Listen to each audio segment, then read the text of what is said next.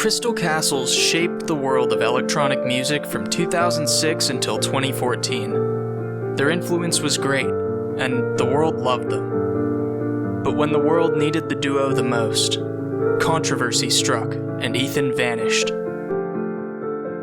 Alice lives on and continues with a solo music career. I don't know, this guy's good though, he's just the drummer. But what led to this? We must recognize their career as a whole if we're to understand the rise and fall of Crystal Castles. It's the Triple Maple Super Show.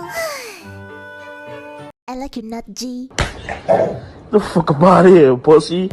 Crystal Castles was a revolutionary Canadian electronic music band formed in 2006, consisting of singer Alice Glass, 15, and producer Ethan Kath, 29. That's a surprise tool that can help us later. Also a drummer named Christopher Chartrand, but he's not too controversial, so whatever, right? Their exact genre of electronic music is hard to define, but they've been called electropunk, electroclash, synth-pop, witch house, and nintendocore. And fun fact, they're often accredited with the creation or advancement of the witch house genre, and even more often accredited with making electronic music lovers instantly nut the second their music comes on. Through the years of 2008 till around 2014, the group had found widespread appeal mastering elements of noise, punk, electronic, and house, and never seemed to run out of the novelty with the sounds that they could create. Some songs were even created with the sole intention of being earbleeds, and people still loved it. Having meteoric rises with each release, and even being featured on an episode of Skins, a quite popular British TV show, Crystal Castles seemed to have a promising future as a staple of experimental electronic music. So what happened to them? And why did it happen to them? I'll answer those questions, I guess. Thank you to the homie Yusuf for suggesting this topic, and thanks for staying active on the Discord.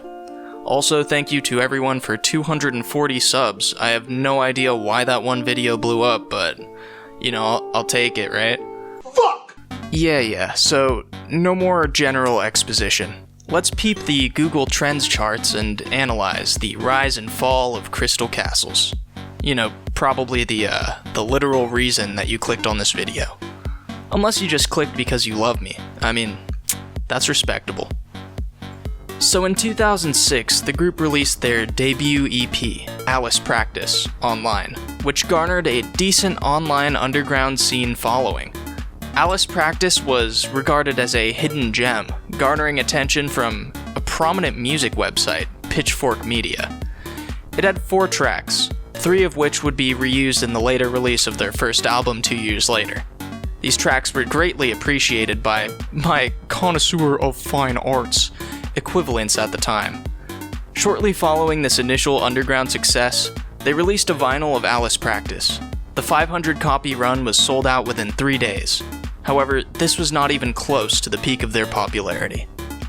This entire area of somewhat stable, small ups and downs is representative of their internet/underground appeal, and the large spike here is representative of a combination of 2 factors.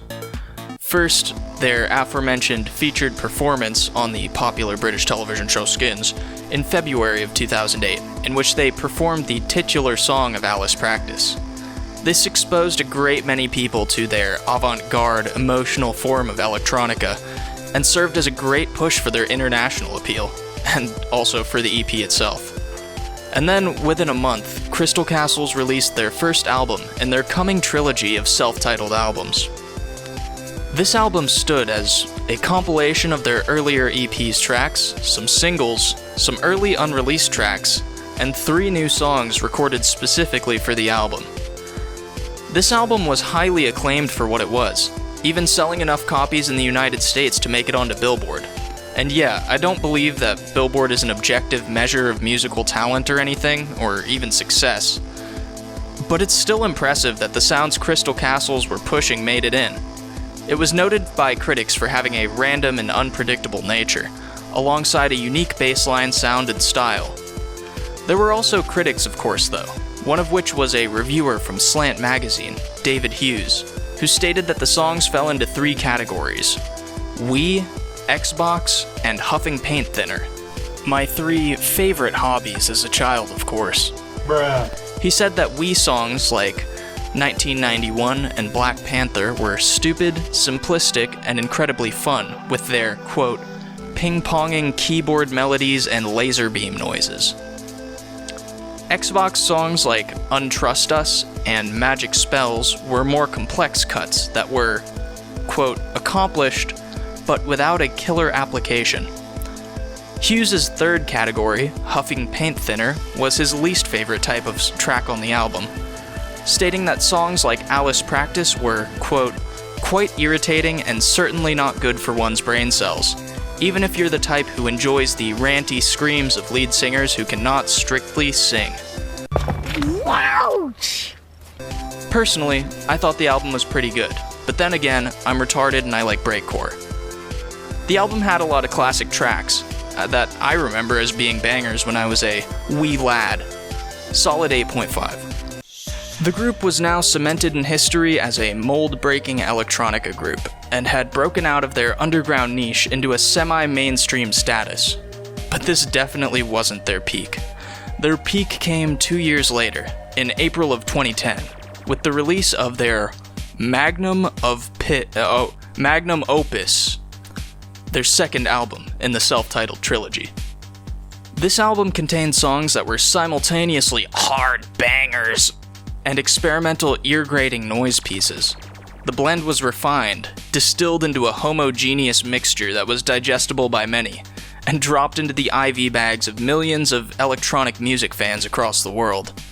This album tends to be more melodic and beat-driven than the first, and even the songs meant to be painful possess some sort of head-bobby rhythm to them.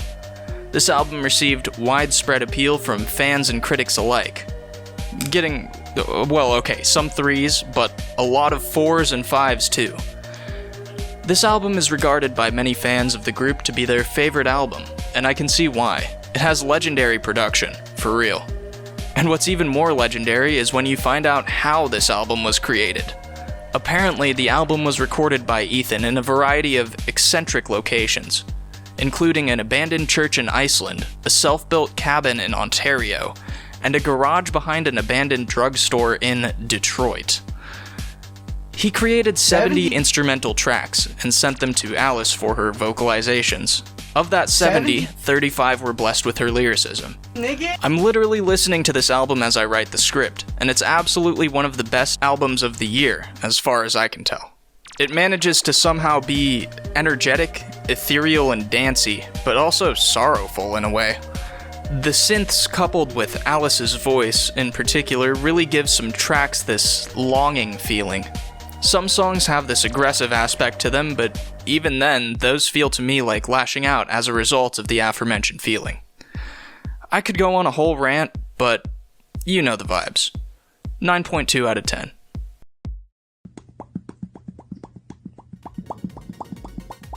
Serving to bolster their peak, I gotta mention this.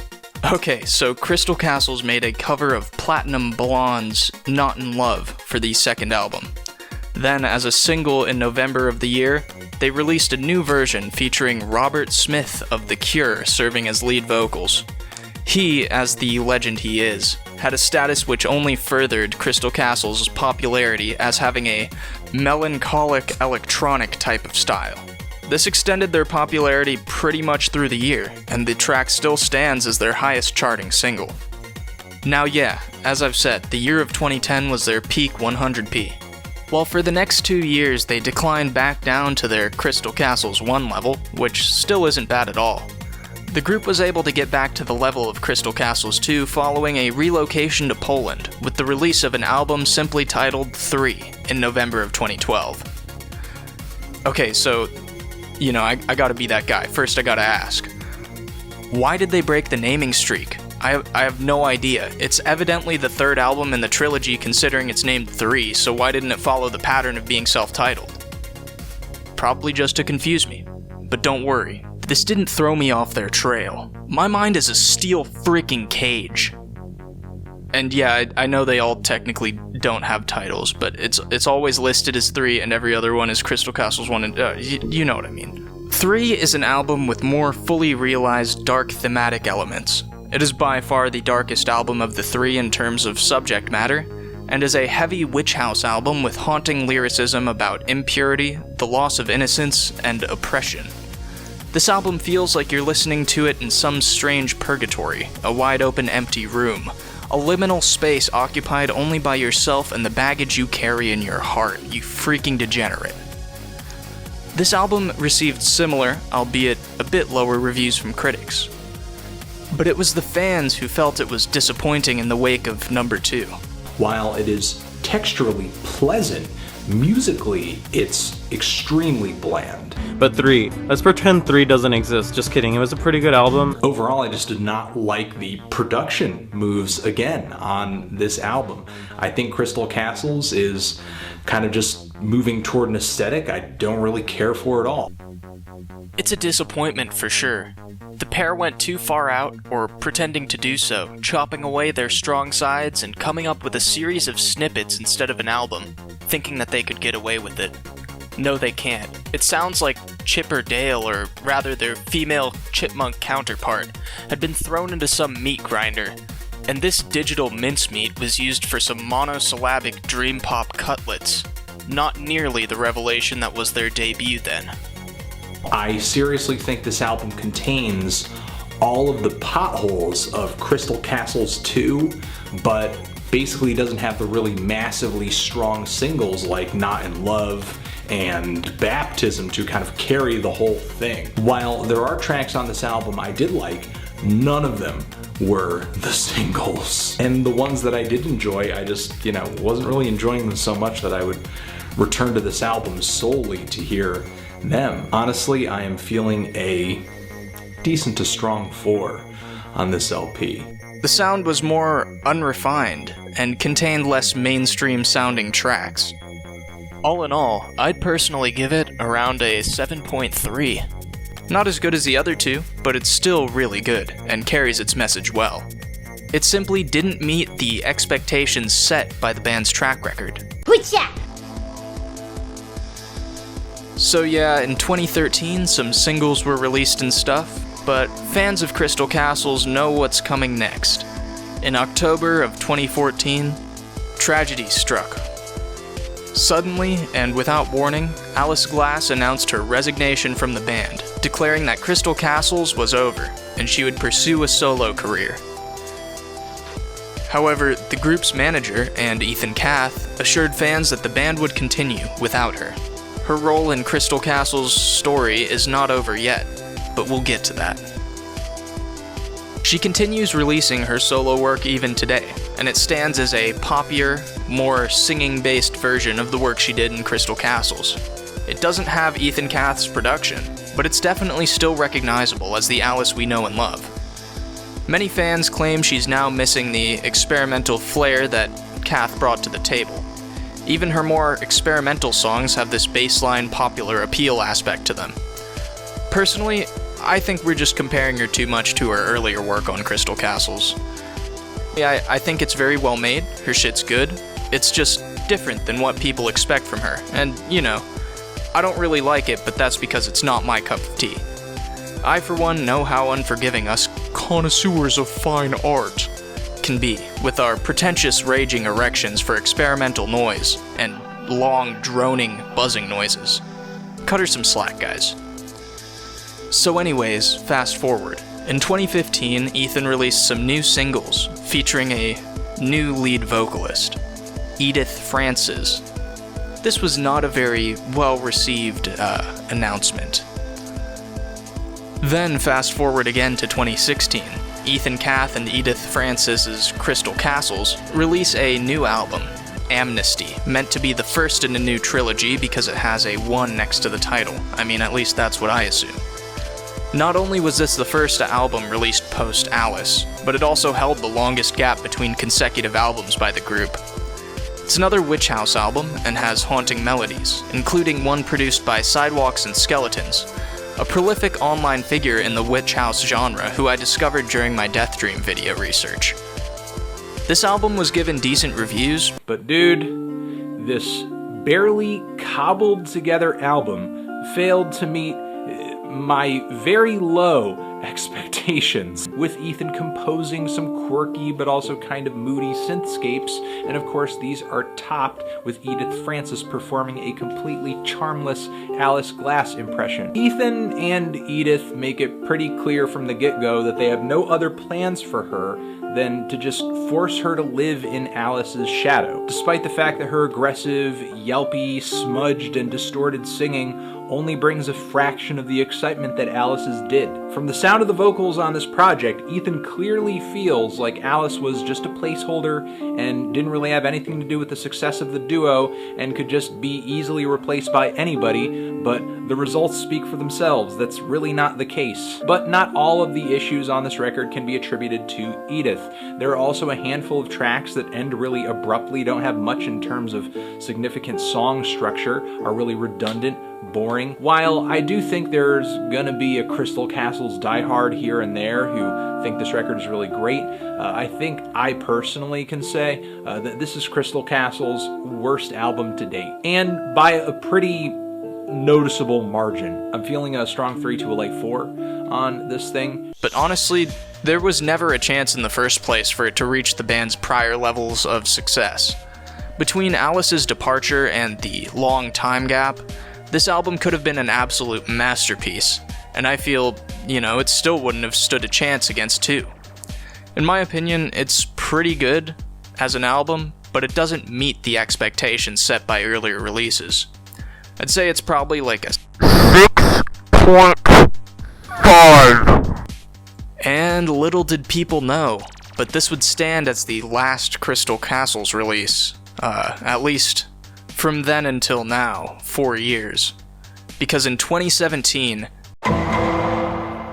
Well, this holiday weekend, Toronto police confirmed its producer and songwriter is now being investigated by the Sex Crimes Unit. This after the band's lead singer posted a troubling and lengthy blog post online. Alice Glass released a lengthy statement about her abuse, trauma, and manipulation suffered during her time in the band, at the hands of one Ethan Kath, starting when she first linked with him at the age of 15. I'm not gonna read her entire statement right now, but if you'd like to, there will be a link in the description. Warning though, it contains material that may be distressful to certain audiences.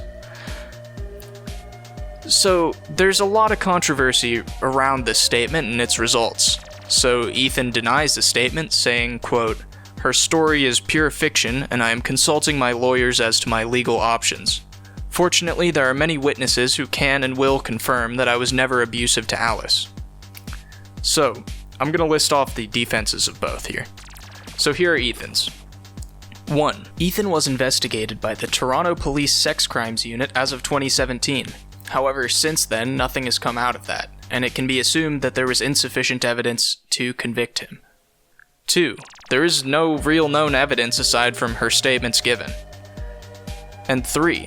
The only reason that he wasn't able to press charges against her for defamation was apparently because of some technicality with the way his lawyers operated. But also, following Ethan's defamation lawsuit, the judge ruled for Alice to be rewarded $21,000 recompensation for lawyers' fees. Which, kinda indicates that he believed her. Which doesn't really look good for Ethan. Maybe this part doesn't belong in the defenses for Ethan category. And here are the Alice defenses. 1. Ethan went completely silent following this whole thing and hasn't been heard from since 2016 or 2017. 2. There are emails that claim to show the band's former manager likening Ethan's treatment of Alice to domestic abuse. 3. A lot of her details about the story apparently match up to their touring history according to Reddit users. And 4.